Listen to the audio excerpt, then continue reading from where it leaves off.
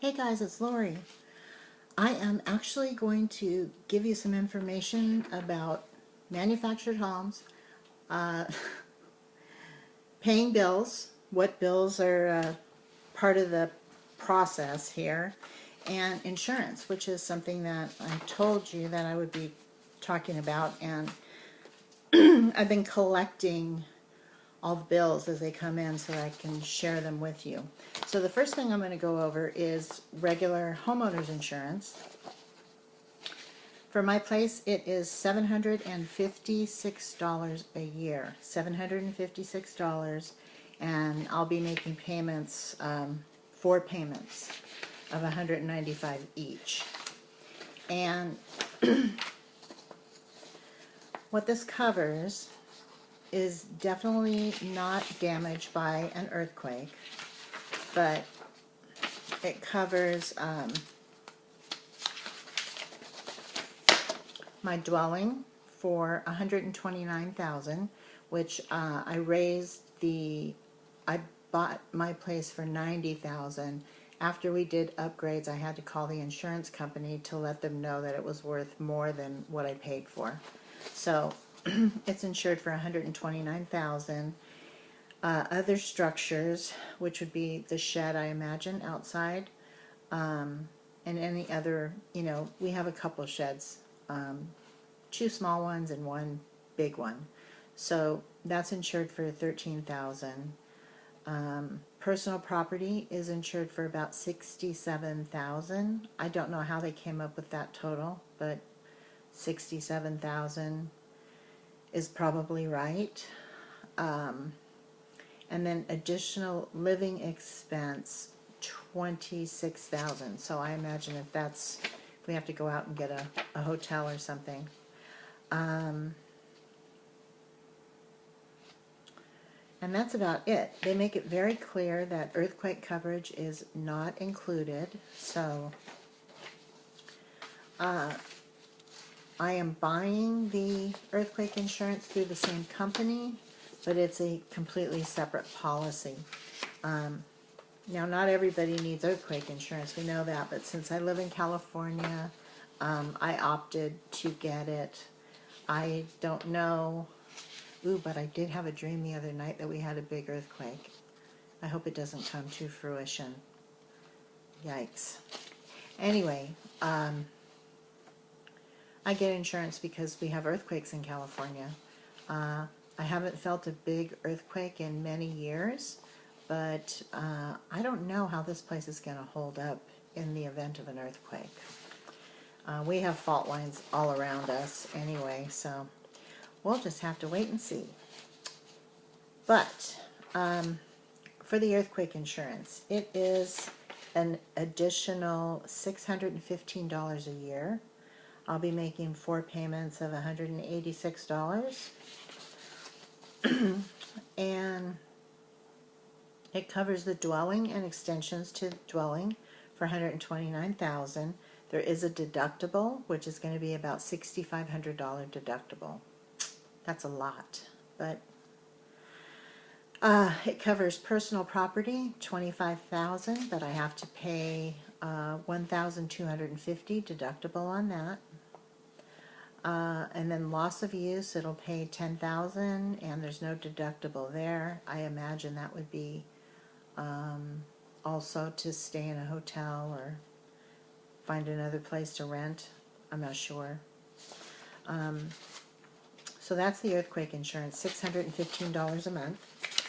I'm trying to get through this. I don't want to make this a long video for y'all.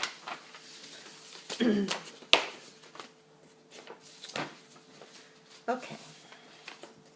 The next thing I want to talk about really quick was property taxes. Yes. Property tax bill comes every year. You can make payments in 2 installments. And I don't know what I know they base it on the value of your property, but I think it's the value of when you purchased it, what the purchase price was. So let me find a current. I was doing taxes, so I had all these tax bills out. Okay, so for when I first moved in here, the tax bill was $503.70. And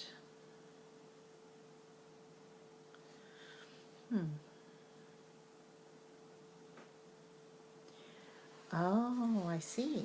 It looks like they're doing it on the value of the house, which is what I said. Oh, it doesn't go up that much. Okay, so they do it on the value of the house. So for the first tax bill I got was $503.70. And then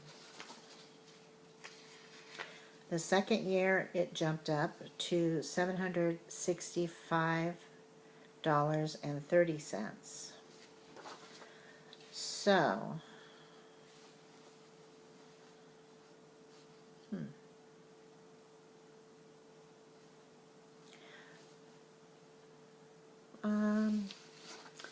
those are the numbers. I don't have the new tax bill yet, but just to give you an idea, I think it's about 1% of the property value.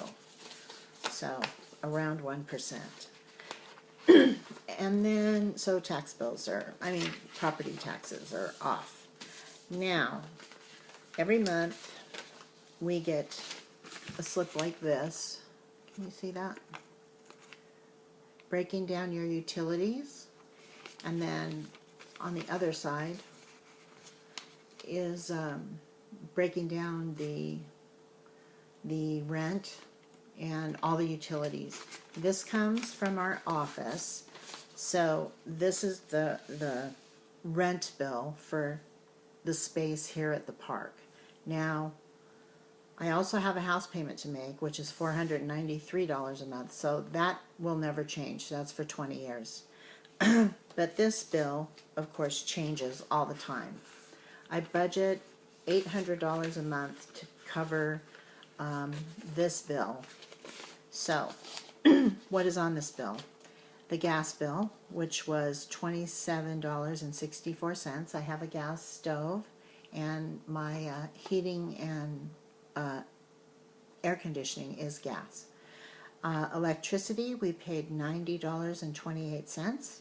Water, we paid $23.59. The space rent is $548.69. The sewer, now the gas, electric, and water, of course, those change, not by much. The rent stays the same for 1 year, and then it goes up, and we'll talk about that in a second. The sewer always stays the same, $47.66. I don't know. That seems a little high to me, but I don't know. So my total rent for that I'm paying, it's due March 1st, is going to be $737.86. See that? And what we do is just write a check, stick it in an envelope, and go drop it off at the office, and everything gets credited, and we're good as gold. So I'm going to have to write a check for that. And then the last thing I want to talk about is the space rent. The space rent is pretty cheaper because it's a senior park, like I said. But every year, on the anniversary of your move-in, you get a rent increase, and it's 3.5%. So this year it's $19.20 a month. That's the increase, which isn't bad. It's not bad at all. Everybody gets it. It's not just me. And so my rent will be, beginning May 1st, $568.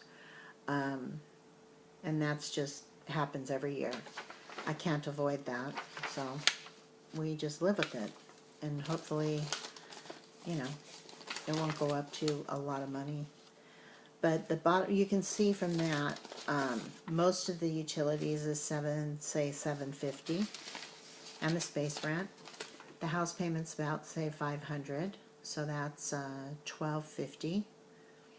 And then I pay about $160 for cable.